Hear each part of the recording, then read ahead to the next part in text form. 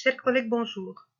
C'est Rad Al-Khayyat, professeur au département des systèmes d'information et d'informatique à l'Université d'Alexandrie, Égypte. Il me fait plaisir de vous présenter cette thématique sur l'hybridation des apprentissages, comment concevoir des scénarios d'hybridation basés sur la classe inversée. La classe inversée, comme vous le savez déjà, c'est de faire plutôt des préparations à la maison pour venir approfondir en classe et vice-versa. Et ce qu'on fait en classe, on revient pour approfondir à la maison et ainsi de suite. Et c'est cyclique comme vous voyez. Mais comment concevoir des scénarios hybrides, des choses qu'on va faire à distance et des choses qu'on va faire en classe? Quelques points seront abordés dans cette ressource. Pourquoi la classe inversée déjà et pourquoi pour l'hybridation? Comment l'enseignement a évolué pour donner naissance à la classe inversée, quelques définitions des piliers de la classe inversée, quelques modèles d'apprentissage hybride, les étapes de la classe inversée, et on combine ces deux-là, classe inversée et hybridation, pour faire un design de l'apprentissage. Et enfin, ce design est basé sur le cadre de conversation pour une hybridation basée sur la classe inversée qui est contribuée par Diane Lorirar. Concevoir des scénarios d'hybridation basés sur la classe inversée est essentiel pour répondre à la diversité des apprenants. Pas tout le monde peut être en classe tout le temps. Pour optimiser l'articulation entre présentiel et distanciel, pour favoriser l'apprentissage actif et l'engagement qu'on fait entre pairs et entre le professeur et les apprenants. Pour renforcer le rôle pédagogique de l'enseignant, qui n'est pas quelqu'un qui transmet simplement le savoir, mais qui interagit et qui motive les apprenants pour développer des compétences transversales de l'apprenant et pour assurer la cohérence pédagogique des solutions numériques choisies. Enfin, s'adapter aux contraintes institutionnelles et contextuelles qui nous imposent par moment de travailler de la maison ou absolument à la fac ou à l'école. L'enseignement a évolué du présentiel traditionnel, un cours magistral, vers le présentiel enrichi utilisant quelques supports multimédia, vers un présentiel amélioré où certaines activités en amont ou à aval sont faites à distance et au modèle mixte, présentiel et à distance, plutôt hybride, des activités à effectuer en dehors de la présence physique du formateur. Et aussi, on a eu des modèles qui se sont évolués jusqu'à un modèle tout à distance. Il y a plusieurs problèmes dans l'apprentissage, problèmes des apprenants et des problèmes des enseignants. Et peut-être la classe inversée et l'hybridation basée sur la classe inversée viendront pour donner des solutions à ces problèmes-là. Déjà, nous avons des différences entre apprenants dans la compréhension et l'assimilation. Une distraction des étudiants par moment. Absence des étudiants, donc difficulté de compréhension, ils sont forcés de s'absenter par moment. Paresse de quelques-uns ou oubli des informations assimilées en classe, donc ils ont besoin de support, ils ont besoin de vidéos pour expliquer, réexpliquer, une massification qui rend les choses difficiles, et par moment des temps perdus en classe ou hors classe pour reprendre une leçon non comprise par les étudiants. Ça, c'est un problème d'un enseignant, bien sûr.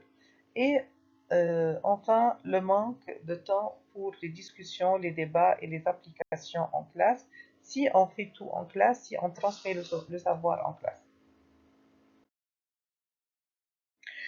Ici, voilà deux modèles de classe.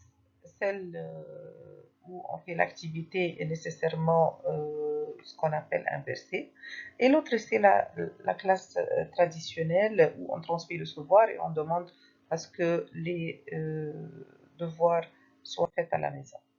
Plusieurs définitions existent pour caractériser, pour définir la classe inversée. La première, tout ce qui est traditionnellement fait en classe l'est à la maison, tandis que tout ce qui est fait à la maison l'est en classe. Ça, c'est une des premières définitions. Deuxième, Les contenus de cours sont livrés en moyen de ressources consultables en ligne. Voilà, donc une hybridation est forcément là. Le plus souvent, des capsules vidéo et le temps de classe est exclusivement consacré à des projets d'équipe, à des échanges avec l'enseignant et entre pairs, à des exercices pratiques et autres activités de collaboration. Une troisième et dernière, la classe inversée est une approche pédagogique puisqu'elle réorganise des méthodes pédagogiques bien connues en dehors de la classe et des méthodes centrées sur l'étudiant dans la classe. Donc, il y a deux temps et deux espaces. Synthèse. Le thème de classe inversée a été popularisé par les enseignants Aaron Sams et John Bergman du lycée Woodland Park dans Colorado en 2007, suite à une prise de conscience que le temps de classe serait mieux utilisé à fournir des commentaires plutôt qu'à dispenser un enseignement direct. C'est un modèle pédagogique qui demande de courtes leçons vidéo qui soient visionnées à la maison avant la séance de classe. Je partage avec vous 4 piliers de la classe inversée. En fait, la classe inversée en anglais, on l'appelle Flip Classroom. Flip, c'est pour Flexible Environment, Learning Culture et Intentional Content. C'est un contenu qui est vraiment voulu et Professional Educate. Donc, on commence par F, Flexible Environment. L'enseignant organise des espaces et les temps de manière à permettre aux étudiants d'interagir et de réfléchir aux apprentissages et de façon flexible. Il observe, accompagne constamment ses étudiants pour réaliser des ajustements pertinents, encore un aspect de la flexibilité. Il propose aux étudiants une variété de situations d'apprentissage et différentes manières pour lui démontrer leur maîtrise, encore une flexibilité. La culture d'apprentissage, learning culture. L'enseignant offre à ses étudiants l'opportunité de s'engager dans des activités significatives sans que son rôle n'y soit central. Ils sont plus autonomes, il leur donne la main pour mieux travailler et pour mieux réaliser les objectifs d'apprentissage. L'enseignant élabore des activités qui rendent accessibles à tous les étudiants à travers une différenciation, une personnalisation et un bon feedback. Intentional content. L'enseignant sélectionne des concepts qu'il expose directement aux étudiants. Bon, une classe inversée, ce n'est pas là pour dire n'importe quoi. On veut vraiment cibler quelques contenus qu'on veut transmettre. Il crée recueil de ressources pertinentes pour les étudiants. L'enseignant différencie ses approches pour créer des contenus plutôt accessibles à tous les étudiants avec les différents styles d'apprentissage.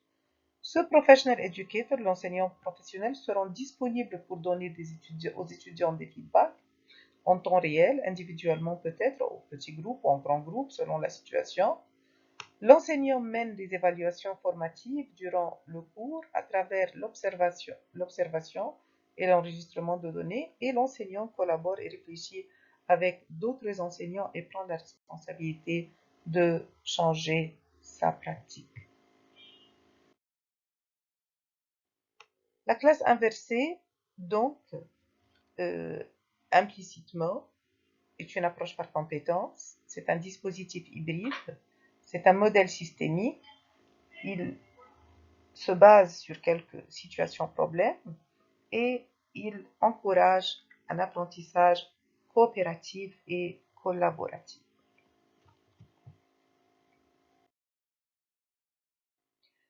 On fait des choses différemment, comme je viens de dire, des savoirs transmis en classe par le professeur, ça c'est le mode traditionnel, et on va vers des savoirs récoltés par les étudiants eux-mêmes.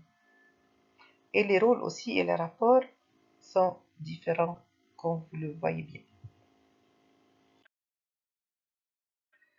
Même pour la pyramide de Bloom, elle devient inversée. C'est-à-dire en enseignement traditionnel, l'étudiant se familiarise à ses niveaux en classe, les premiers niveaux, et les niveaux analysés, évalués et criés sont en fait réalisés à la maison. Tandis qu'en classe inversée, on fait complètement l'inverse. La classe inversée n'est pas un synonyme de vidéo en ligne. Elle n'est pas un enseignant remplacé par des vidéos. Elle n'est pas un simple cours en ligne et des étudiants qui travaillent sans structure. ni des étudiants qui passent tout le temps de la classe à regarder des écrans, et des étudiants qui travaillent seuls. Non. Elle est un moyen pour augmenter les interactions en classe, une approche qui pousse l'étudiant à se responsabiliser vis-à-vis de ses apprentissages, et une classe où l'enseignant accompagne les apprentissages plus que ne les transmet. Les éléments de classe inversée sont des éléments clés vraiment, sont les quatre suivants. Offrir aux étudiants une opportunité d'une première exposition avant la classe, inciter les étudiants à se préparer, fournir un mécanisme pour évaluer la compréhension et proposer des activités cognitives du niveau supérieur en classe. Les avantages de la classe inversée sont plusieurs. Les étudiants ont plus de contrôle. Cette classe inversée favorise l'apprentissage centré sur l'apprenant. Les leçons et le contenu sont plus accessibles, sous réserve d'un accès à la technologie, bien sûr, et ça c'est un problème pour quelques personnes, permet aux parents de voir l'implication de leurs enfants, des petits-enfants et des grands-enfants qui travaillent à la maison pour quand même des périodes importantes, et elle est souvent plus efficace. Quelques inconvénients, elle peut créer ou accentuer la fracture numérique. Elle repose sur la préparation et la confiance, donc du temps nécessaire. Mais bon, je dis du temps nécessaire pour faire cela, mais des résultats qui sont beaucoup mieux. Il y a un travail considérable en amont. Ce n'est pas naturellement une forme d'apprentissage adaptée à la préparation aux examens, qui demande beaucoup d'études, de concepts et tout. Le temps passé devant les écrans plutôt que devant des personnes ou des lieux est augmenté. L'apprentissage hybride ici vient pour pouvoir mettre en place une classe inversée efficace. Les cours hybrides sont également appelés cours mixtes ou des cours en mode mixte, sont des classes où une partie des enseignements traditionnels est faite en présentiel et remplacée par un apprentissage en ligne. L'apprentissage hybride est un programme éducatif formel ou informel qui combine les supports numériques en ligne avec les méthodes de classe traditionnelles. Quelques modèles d'apprentissage hybride. Nous avons le en ligne. L'enseignement se fait via une plateforme avec des rencontres périodiques face à face, mais vraiment en ligne, ce qui est essentiel. Une rotation, étudiant alterne entre un apprentissage en ligne à son propre rythme et un enseignement en face à face. Les horaires sont fixes mais flexibles. Flex, la majeure partie de l'enseignement dispensé en ligne, les enseignants apportent un soutien dans le cadre de groupes restreints. Hybride personnalisé, l'enseignant conçoit des options d'apprentissage en face à face, très personnalisées vraiment, et partout, tout le temps, qui chevauchent la classe physique et les espaces virtuels. L'apprentissage est la constante et le temps est la variable. Laboratoire en ligne, ici l'enseignement se déroule en laboratoire physique. L'enseignant dispense quelques enseignements en ligne, il est dispensé par l'enseignant, mais la supervision se fait sur place par des paraprofessionnels. Auto-apprentissage, on appelle ça le self-blend en anglais. Les étudiants suivent des cours en ligne pour compléter le catalogue de cours en présentiel de leur établissement traditionnel. En présentiel, ça, c'est l'enseignement vraiment classique. L'enseignant propose principalement des enseignants face à face, complétés par la technologie en classe ou en laboratoire informatique. Donc, l'hybridation se fait sur place ici par la technologie utilisée. Les avantages de l'apprentissage hybride, c'est vraiment l'accessibilité, c'est la disponibilité, c'est l'offre des expériences de formation personnalisées, c'est l'offre de l'accès 24 heures sur 7 et la possibilité de suivre la performance des employés et le développement des compétences. En fait, les employés qui sont les, les professeurs par moment et les employés qui sont les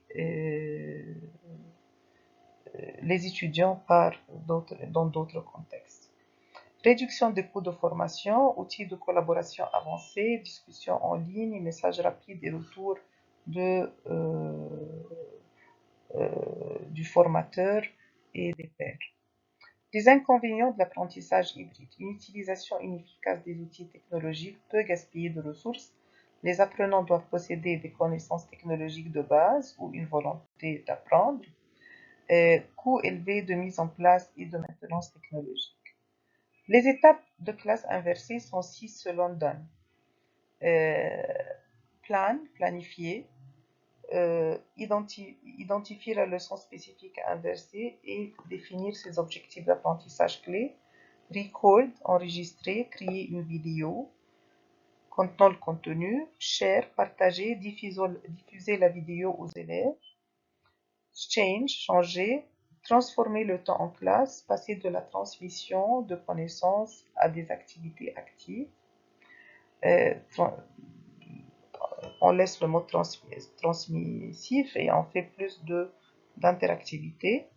Grouper, séparer les élèves en petits groupes pour favoriser la collaboration. Et après, on regroupe and review, regrouper et reviser. On rassemble la classe, encore une fois, pour partager les différents travaux et reviser, répéter le processus pour d'autres leçons et ainsi de suite. Donc, c'est cyclique comme on va voir, ça ne s'arrête pas tout de suite là. C'est pas juste un cours, une seule classe, une seule séance qu'on l'inverse et puis on retourne à la normale. Ça peut être un scénario, mais en général, c'est une façon de revoir les choses et rendre les apprenants plus collaboratifs et plus interactifs. Design de l'apprentissage. On commence par analyser si on veut vraiment designer ou concevoir de scénarios d'hybridation basés sur la classe inversée. Il faut commencer par l'analyse. On analyse les caractéristiques des apprenants. On choisit les stratégies pédagogiques en fonction de leurs caractéristiques. Et on rédige les objectifs d'apprentissage et on détermine les prérequis. Il faut aussi analyser le contexte, la situation d'apprentissage. Nous avons plusieurs problématiques d'apprentissage auxquelles on peut faire face, comme par exemple les défis particuliers liés à un certain enseignement ou à l'apprentissage d'un certain cours. On les connaît tous comme professeurs. On sait que quelques thématiques, quelques cours, ils possèdent quelques défis particuliers. On a aussi des problématiques des problèmes de motivation. On veut que les apprenants aient de l'intérêt, qu'ils produisent des choses, des valeurs, qu'ils soient auto-efficaces. Et nous avons aussi des défis spécifiques liés au contexte d'apprentissage hybride, surtout l'accès à la technologie. La stratégie pédagogique qu'on utilise dans un contexte d'hybridation basé sur la classe inversée nous mène vers un apprentissage actif. Il nous demande de faire des choix technologiques, formuler les objectifs d'apprentissage et déterminer les types d'apprentissage. Et c'est à travers ces types-là qu'on va comprendre comment on va faire des choix et proposer des scénarios hybrides. Caractérisation des objectifs selon la classification appropriée. Il faut aussi faire une bonne classification des objectifs d'apprentissage et une planification de la stratégie d'évaluation des apprentissages. Le design d'un scénario passe par deux étapes, design global et micro-design. Donc, dans un design global d'un scénario, nous avons les principales stratégies pédagogiques du cours qui sont respectées, le parcours d'apprentissage et les étapes clés de l'évaluation qui doivent être alignées avec les objectifs d'apprentissage. En micro-design ou en design détaillé, cela consiste à rédiger le scénario de chaque session d'apprentissage en décrivant les activités ainsi que les ressources en cohérence avec les méthodes d'évaluation. On a droit à faire une réflexion sur la stratégie et les méthodes, que ce soit déductive, inductive ou autre. Et n'oublions pas que c'est une approche centrée sur l'apprenant. Il y a une dimension sociale qui appelle le socio-constructivisme et le travail collaboratif et qui intègre la technologie. Le design de l'apprentissage, on revient vers les éléments de l'analyse. Apprentissage actif. Ici, on demande aux étudiants de contribuer. On fait des choix technologiques et ici, on vous conseille de faire ça de façon simple. Utilisez les choix technologiques simples, ce que vous maîtrisez, ce que maîtrisent les apprenants et ce que propose votre institution. Les choix de méthodes pédagogiques peuvent aussi aller vers l'apprentissage par problème et les études de cas, et par projet, les collaboratifs coopératifs et la planification de la stratégie d'évaluation, ne pas à oublier. Les étapes du design d'apprentissage euh, commencent par une clarification des objectifs, la structuration de contenu sous forme de séquences ou grammes pédagogiques, le choix des activités d'enseignement et d'apprentissage ainsi de leur méthode d'évaluation, et les outils numériques et le format de médiation. Ici, on arrive à la scénarisation du contenu à l'aide de la technologie. En contexte hybride, le focus est sur les activités en présentiel et à distance, sur l'interaction lors des activités synchrones et asynchrones. Le focus aussi, c'est sur les activités à réaliser individuellement, en sous-groupe et avec la classe entière. Et enfin, c'est une approche centrée sur l'activité des étudiants plutôt qu'une approche centrée sur les contenus à apprendre. Et on arrive à la partie très importante dans cette présentation, dans ce vidéo, le cadre de conversation pour une hybridation basée sur la classe inversée qui était contribuée par Diane Lorillard de University College London. Comme vous voyez ici, vous allez voir ici en anglais, acquisition, investigation, production, discussion, collaboration, practice or entertainment. Cela, on les appelle les types d'apprentissage. Voilà. Et pour chaque type, elle a affecté une couleur. L'acquisition, c'est en turquoise, collaboration en jaune mangue, discussion, ainsi de suite, hein, vous voyez les couleurs. Et quand on va développer un scénario hybride, c'est en incorporant en utilisation ces types d'apprentissage. Et le scénario sera un scénario conçu quand on va choisir qu'est-ce qu'on fait où. Et c'est ça un peu l'hybridation, parce que classiquement on dit on enregistre une vidéo, on envoie la vidéo à l'élève, il vient pour travailler à table, en groupe, mais c'est pas juste ça. On peut faire une pratique en classe comme on peut la faire à la maison et l'enregistrer. On peut faire une discussion en classe comme on peut la faire en ligne, à la maison, en discutant avec nos collègues. On peut faire une production en classe et puis on peut la peaufiner et la continuer à la maison, et ainsi de suite. Donc, cette interface nous montre comment le Learning Designer, l'outil développé par University College London, nous permet de concevoir un scénario en écrivant les différentes choses qu'on va faire et d'indiquer si elle sera individuelle ou en collaboration et si elle sera en ligne ou en classe. Et on peut choisir tout ça.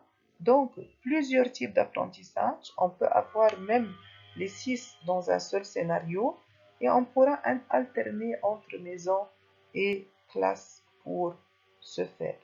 D'ailleurs, le scénario peut ne pas concerner une seule séance à l'université ou à l'école, une seule séance en classe, mais le scénario peut englober peut-être 2 ou 3 séances en classe physique. Quand on parle de la classe inversée, on parle souvent des 3 temps. Qu'est-ce qu'on va faire avant d'aller en classe? Et qu'est-ce qu'on va faire pendant? Et qu'est-ce qu'on va faire au retour de la classe? Mais dites-vous, ce n'est pas une seule fois que vous allez en classe. Donc, ces 3 temps, en fait, ils se font de façon un peu cyclique.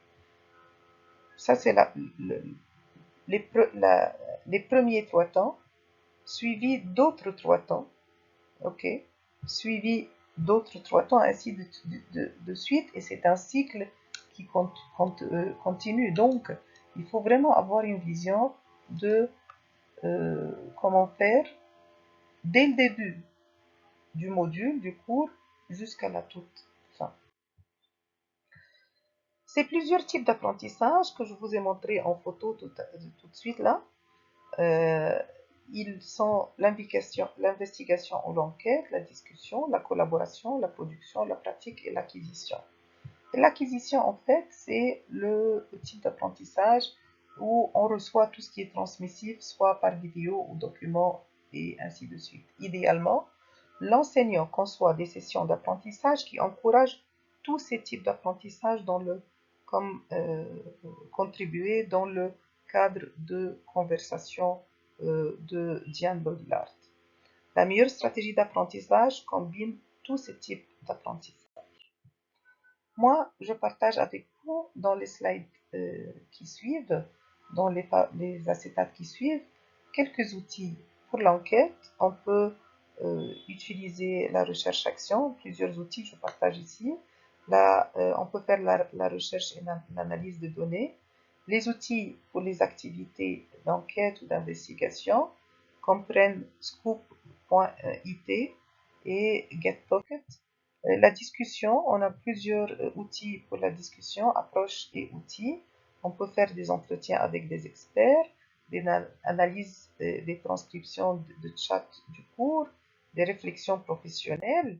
Et les outils comprennent Mentimeter par exemple, le forum sur Moodle, la collaboration aussi. Nous avons plusieurs outils comme PBWorks, Poplet, MindMeister et on peut faire la collaboration en commençant par une discussion, le développement d'une bibliothèque de ressources qu'on fait ensemble, partage de ressources sur des réseaux et une tutorat entre pairs aussi.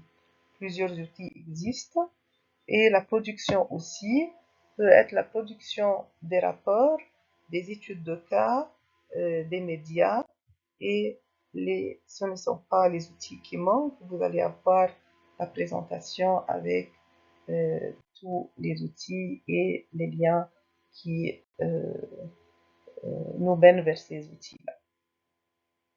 La pratique se fait par plusieurs façons, dont le QCM, des études de cas. On va trouver ici qu'il y a plusieurs approches qui se trouvent dans 2-3 types d'enseignement. Les outils sont ici, là aussi existants. L'acquisition aussi, pour l'acquisition, on peut utiliser plusieurs outils pour acquérir la connaissance et plusieurs liens existent je vous invite à les consulter tous. Comment acquérir la connaissance à partir des quelques lectures dirigées, des réels, de ressources éducatives libres, des podcasts et ainsi de suite. Comment on va faire ce que je viens de partager pratiquement? Je vous invite à aller sur l'outil concepteur pédagogique Learning Design. Ça, c'est une activité très importante. Le Learning Designer est accessible à travers ce lien. Mettez en œuvre des activités et toutes les ressources qui seront présentées. L'objectif de cet outil, c'est de mettre en œuvre les activités et les ressources qui seront présentées aux étudiants sur le Learning Designer. Et comme ça, vous avez un scénario tout fait que vous allez adopter et que vous allez pratiquer, vous allez réaliser avec vos étudiants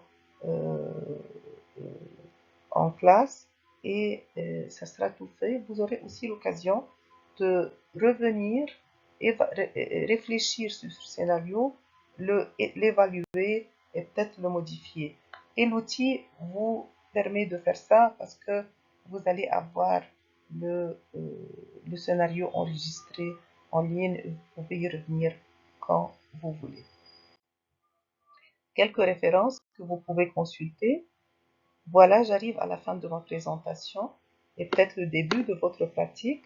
Je vous souhaite bon courage et je vous remercie beaucoup pour votre écoute.